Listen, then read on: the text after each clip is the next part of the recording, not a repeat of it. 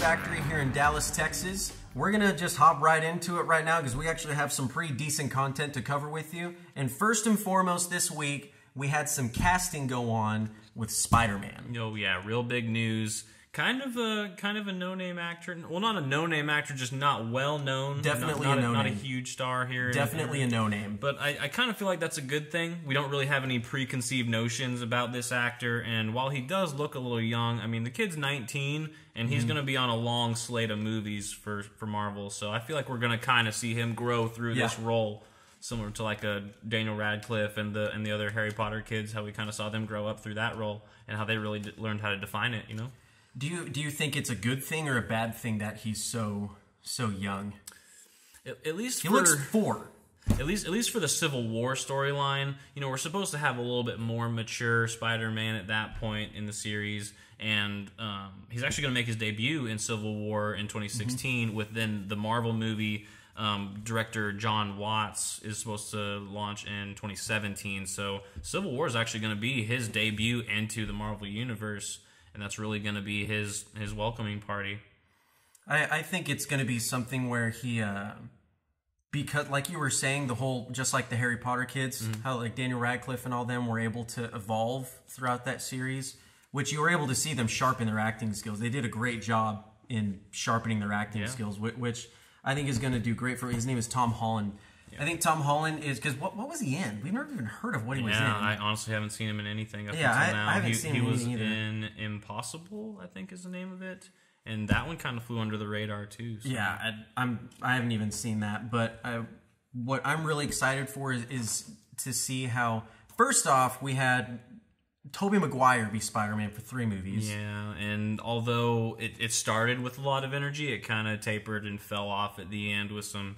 It killed Back in Black for me. Yeah, Back in Black was awesome. And some questionable casting in the third one, and a lot of just throwing all kinds of enemies in there. It seemed like they were just like, how many enemies can we put in a Spider-Man movie before it gets ridiculous?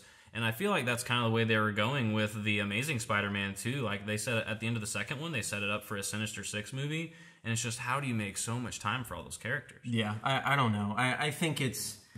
I'm just excited to see how... Because Spider-Man's a huge part of the story throughout the Marvel Universe. Oh, yeah. He's huge. And they can really tie it in well with Avengers. They can really tie it in... Because he's going to see a lot of the same characters. Yep. They can really tie it in well with Punisher because of Civil War. There's a huge part in Civil War where Punisher's holding Spider-Man. Climax. Yeah, it's really the turning point in the whole series. And then there's a part where Captain America and Spider-Man are talking. Yep. And that's a huge part as well. They have a big heart-to-heart after he kind of... Yeah, they have a come-to-Jesus meeting. Sides there, spoiler alert. Yeah, that's fine. The book's been out for a decade. But but I don't know. I know we're spending a lot more time on this topic than we wanted to, but we wanted to see what y'all think about Tom Holland being that. A lot of people are saying, oh, we've never heard of him, or oh, he looks 15. Spider-Man to me is this, like kid in his early 20s and he's ripped, and that's what I want to see in this film, and that's not what we're getting. And people, there's makeup, there's all sorts of effects you can have on a character. Yeah, I mean, look what happened to Taylor Lautner. And who thought that they could make Chris Evans look that skinny in the first Captain America movie? You know, they could do the flip side with that. And, him, and also... what was the kid's name? He did Kick-Ass? Aaron Taylor Johnson. Yep. He was a scrawny kid in Kick-Ass, and then whenever he was in Age of Ultron, actually worked out to get in shape for Kick-Ass 2. In Kick-Ass 2, he was pretty ripped. Yeah. And then when you see him, which he wasn't revealing at all in Age of Ultron. No, you could tell he was a cut the skin tight. Yeah, but he was a little bit bigger for. And that's what I mean. Tom Holland's what, 19 years old? Yeah. He's not at an age where it's impossible for him to get muscle definition, where he's going to stunt growth, where I don't know, scientifically it makes sense for him to be able to get a Spider-Man body, because Spider-Man's not huge, he's just winging. Yeah. So, and I think that's going to be easily obtainable. But anyway,